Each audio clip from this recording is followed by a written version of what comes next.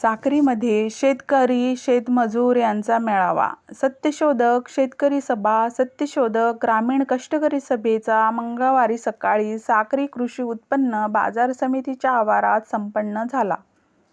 शेतकरी शेतमजूर मेळावा घेण्यात आला. यावेळी भाकप पॉलिटी ब्युरो सदस्य खासदार कॉम्रेडचे राजाराम सिंह, किसान महासभेचे खासदार कॉम्रेडचे सुदामा प्रसाद हे उपस्थित होते.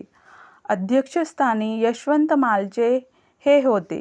कॉम्रेडचे सुभाष काकुस्ते, किशोर ढमाले, रणजित गावित, आर.टी. गावित हे उपस्थित होते. कॉम्रेडचे खासदार माननीय राजाराम सिंह यांना आदिवासीची संस्कृतीचे प्रतीक म्हणून शिबली व महात्मा फुले यांचा फेटा देऊन सत्कार करण्यात आला. नमस्कार. हा आजचा जो भव्य असा शेतकरी, बेरोजगार, कष्टकरी, मजूर, आदिवासी शेतकऱ्यांचा हा जो मेळावा आहे, या मेळाव्यामध्ये जसं इंग्रजांच्या विरोधामध्ये, इथल्या भांडवलशाहीच्या विरोधामध्ये बिरसा मुंडाने जे उलगुलान पुकारलं होतं, तेच उलगुलान या सभेद्वारे आज पुकारलं जात आहे. माझ्या मागून सर्वांनी म्हणायचंय, अब की बार सत्यशोधक लाल बावटा का आमदार. अब की बार सत्यशोधक लाल बावटा का आमदार असं आपण म्हणायचं आहे, किंवा सत्यशोधक लाल बावटा, सत्यशोधक आमदार म्हणायचंय. अब की बार सत्यशोधक आमदार, अब की बार सत्यशोधक आमदार, साक्री में अब की बार. नक्की का समजलं की नाही समजला? मागे आवाज येतोय का? आवाज येतोय? अब की बार.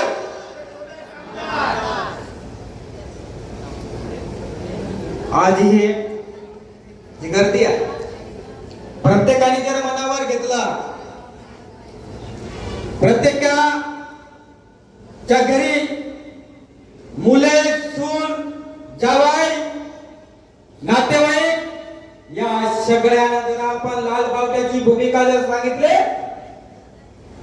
तर नक्कीच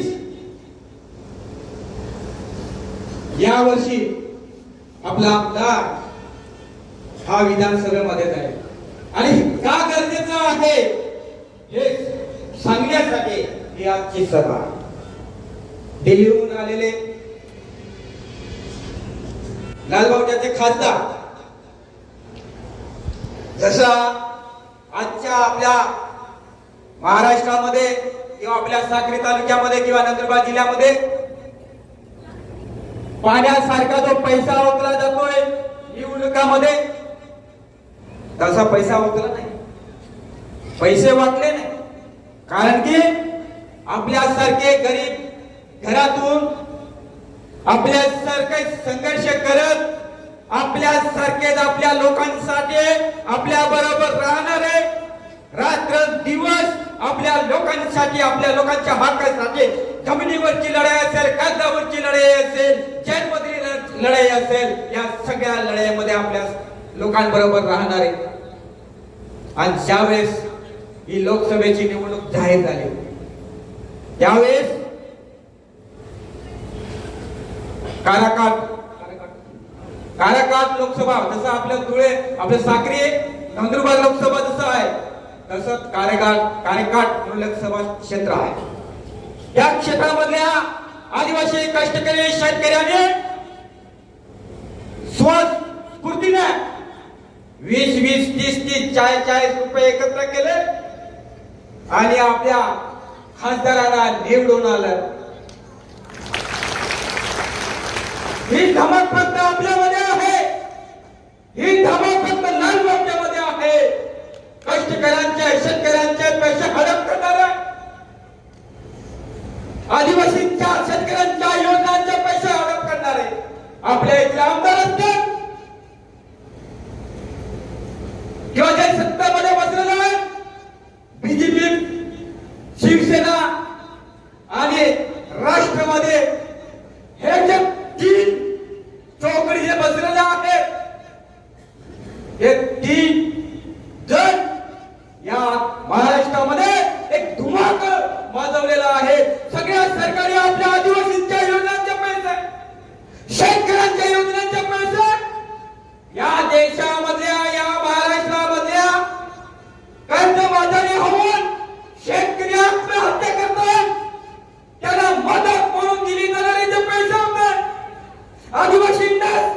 आदिवासींच्या पोरांना सगळं शिक्षण मिळावं, आदिवासींना स्वतःच्या पायावर उभा राहावं, यासाठी आदिवासी विकास विभागामार्फत ज्या योजना राबवल्या जातात, त्या योजनांचे पैसे असतील, शेतकऱ्यांच्या पैसे असतील, हे सगळे पैसे काढून त्यांच्या स्वतःच्या मालकीच्या, स्वतःच्या बापाचे पैसे असल्यासारखे वाटतायत.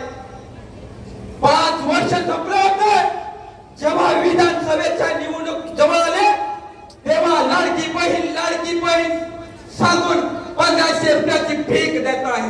लाज वाटायला